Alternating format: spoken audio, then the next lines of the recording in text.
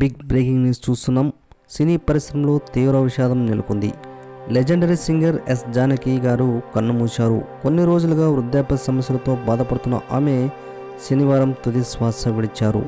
వయోభారం అనారోగ్యంతో జానకి గారు మృతి చెందడం జరిగింది. మైసూర్లో కార్డియాక్ అరెస్ట్తో జానకి గారు మృతి చెందారు.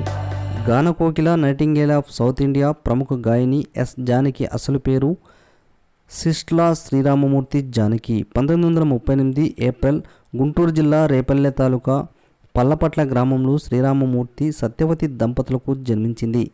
జానకి తండ్రి శ్రీరామమూర్తి ఉపాధ్యాయుడు, అలాగే ఆయుర్వేద వైద్యుడు కూడా.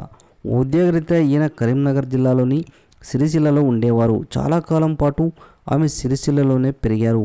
ఆవిడ 60 ఏళ్ల సినీ ప్రస్థానంలో తెలుగు, మలయాళం, తమిళ్, కన్నడ భాషల్లో దాదాపు 50,000కు పైగా పాటలు పాడారు.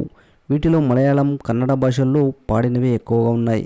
ఆమె ఉత్తమ గాయనిగా 4 సార్లు జాతీయ పురస్కారం పొందారు.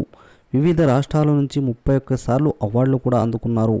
12 సార్లు నంది అవార్డులు అందుకున్నారు. ఇళయరాజా సంగీత దర్శకత్వంలో పాడిన పాటలు, ఎస్పి బాలసుబ్రహ్మణ్యంతో కలిసి పాడిన పాటలు ఎంతో ప్రసిద్ధిగాంచాయి. మైసూరు విశ్వవిద్యాలయం నుండి జానకమ్మ గౌరవ డాక్టరేట్ పొందారు. తమిళనాడు ప్రభుత్వం నుంచి కలైమామణి పురస్కారం కూడా పొందారు. దక్షిణ భారత కళాకారులకు సరైన గుర్తింపు లభించడం లేదని 2013లో భారత ప్రభుత్వం ప్రకటించిన పద్మభూషణ్ పురస్కారాన్ని ఈ మహాగాయని తిరస్కరించారట.